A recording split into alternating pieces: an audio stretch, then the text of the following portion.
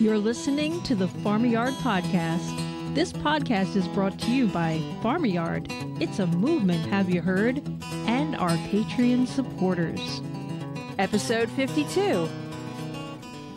Hello, everyone. This is Linda Borghi from Farmyard, and you, my friends, are just one seed away. Welcome to episode number 52, and in this episode, I'm going to talk about giving your child Weedkiller for breakfast. Now, doesn't that sound absolutely absurd? It is absurd. No one in their right mind would want to give their child Weedkiller for breakfast. But that is, in fact, what we are doing in a brand by the name of Cheerios. And that's just one brand, folks. I'm not pulling that one out of the air and just being mean to General Mills. But I want to let you know about the regulatory process and just some of the very specific information about Roundup. And because I am not a scientist and I am a researcher, I dig for all of this information. But because I don't have the specifics in my head, I cannot speak from an area of expertise. I've taken some notes from a project called the Detox Project, and I'm going to read those notes off of my laptop here. And I pulled out the things that really struck me as being the most important. Now, regulators set safety limits for exposure to glyphosate based on data from the industry's own toxicity studies. So in layman's terms, I'm a company, I'm producing Roundup, I'm going to do a study, I'm going to give it to the government, and the government's going to say, okay, there you go, we have a study. So everything is based on the regulatory process on the toxicity study given to the government from the company. All right. Companies conduct different tests according to standards set in consultation with industry by the Organization for Economic Cooperation and Development, OECD, a body dedicated not to public health, but to facilitating international trade. So after we get these tests, right? After these tests are done by the company, then it goes to this Organization for Economic Cooperation and Development, and they decide the levels. And they are not dedicated to health, but to money, to international trade. Okay, the results of these industry tests, which are classified as commercial secrets, they're kept hidden from the public and the scientific community. Get a load of that one. Now that's really something else, don't you think? And what is being regulated? It's called an ADI, is what's calculated.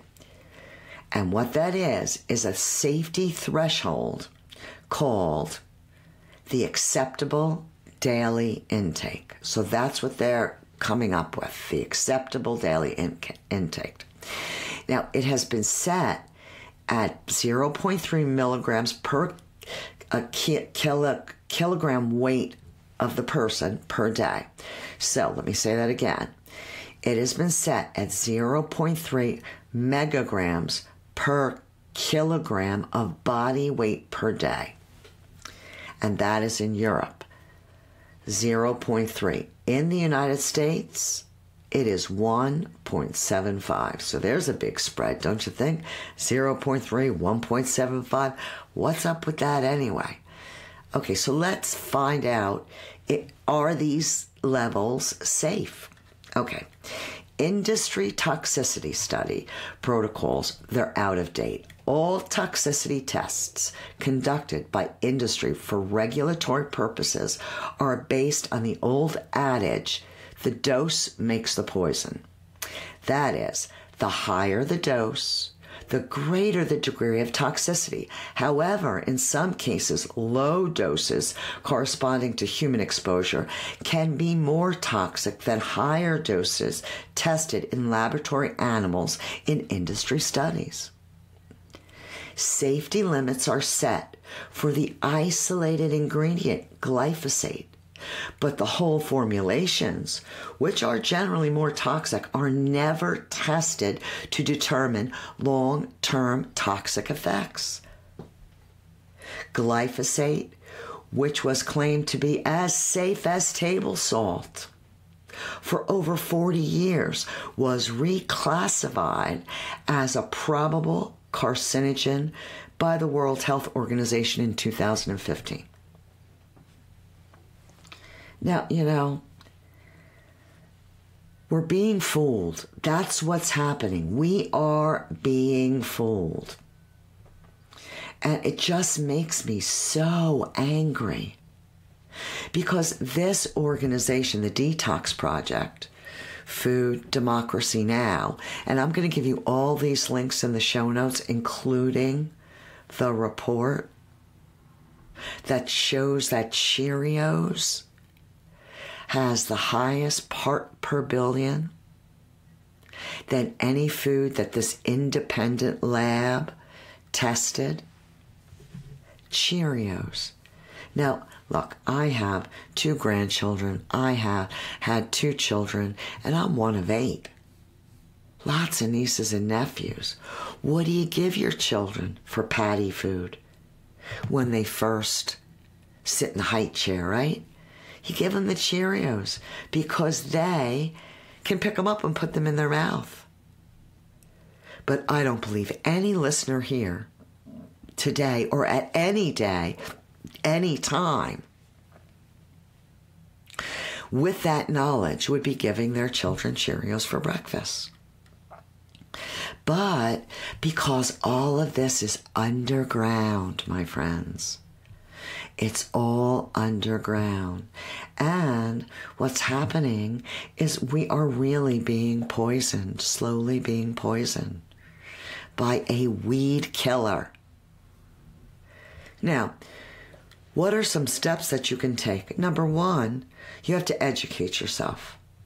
You have to educate yourself about toxicity. I mean, they affect the endocrine system. And we're having a lot of those troubles right now. Once again, I'm not a doctor. I'm not a scientist. But I have experience. I'm going to give you a little experience that I had personally in my own life. So it was, I believe it was 1992, and it was my son. He was 10 years old. Yeah, I think I got the timing right. If not, then it was a little later. Well, it was when they were starting to inject the dairy cows with bovine growth hormone. And I heard about it. It wasn't a lot of internet back there. You had to hear it word of mouth or have become a member of different groups and you get things through the mail.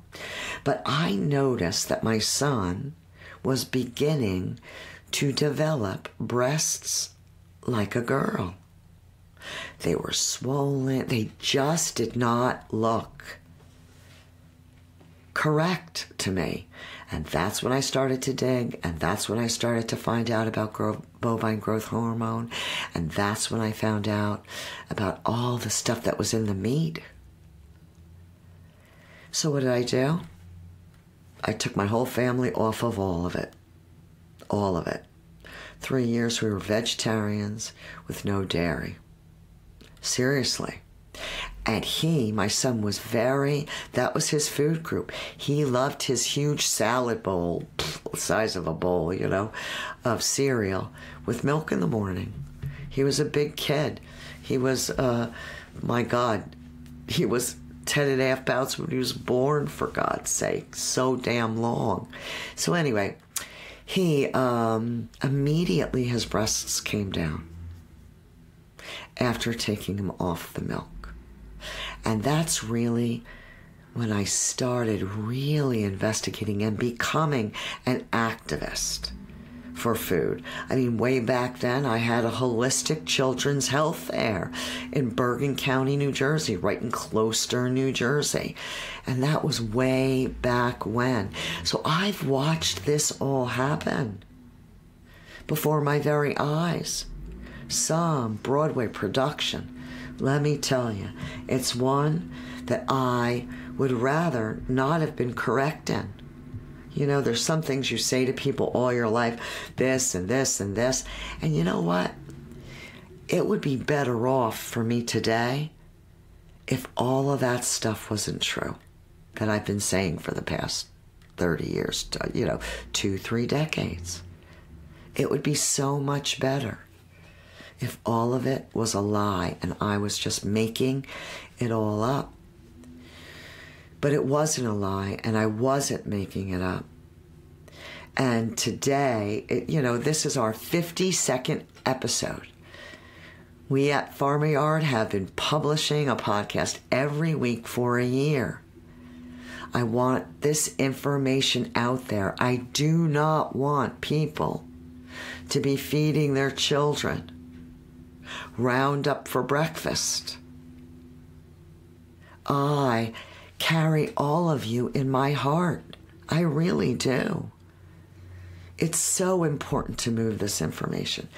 I am going to give you all of the links to the reports and the research and the information so that you can, in fact, educate yourself.